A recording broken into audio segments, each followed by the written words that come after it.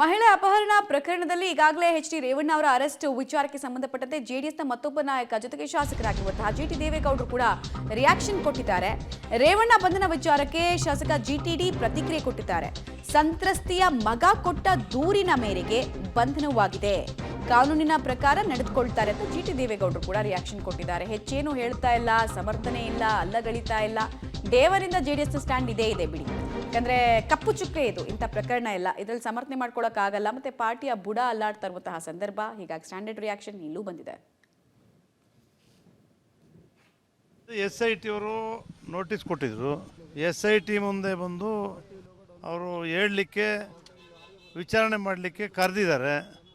ಅವ್ರು ಹೋಗಿದ್ದಾರೆ, ಕರ್ಕೊಂಡು ಹೋಗಿದ್ದಾರೆ, ಹೋಗಿ ಬರ್ತಾರೆ. ಅವರೇ ಅವ್ರನ್ನ ಕಿಡ್ನ್ಯಾಪ್ ಮಾಡಿದ್ರ ಇಲ್ಲ ಯಾರು ಮಾಡಿದರು ಅನ್ನೋದೆಲ್ಲ SIT ಮುಂದೆ ಬರುತ್ತೆ. ಇವ್ರ ಮೇಲೆ ಅವ್ರ ಮಗ ಕಂಪ್ಲೇಂಟ್ ಕೊಟ್ಟಿದ್ದ, ಆ ಯಮನ್ ಮಗ. ಆ ಆಧಾರದ ಮೇಲೆ ಇವ್ರನ್ನೂ ಕೂಡ ಅಪರಾಧಿ ಅಂತ ಮಾಡಿದ್ದಾರೆ. SIT ಅವ್ರು ನೋಟಿಸ್ ಕೊಟ್ಟಿದ್ದರು. ಆ ನೋಟಿಸು ಉತ್ತರ ಕೊಡಲಿಕ್ಕೆ ಹೋಗಿದ್ದಾರೆ. ಅಲ್ಲಿ SIT ಮುಂದೆ ಏನಾಗುತ್ತೆ ತೀರ್ಮಾನ ಕೈಗೊಳ್ತಾರೆ. ಕುಮಾರಸ್ವಾಮಿ ಅವ್ರ ಜೊತೆ ಈ ವಿಚಾರ ಏನು ಚರ್ಚೆನೇ ಮಾಡಿಲ್ಲ ನಾವು. ಇಲ್ಲ, ನಾವು ಬೇರೆ ನಮ್ಮ MLC ವಿಚಾರ ಮಾತಾಡೋಕ್ಕೆ ಅಂತ ಬಂದಿದ್ವಿ.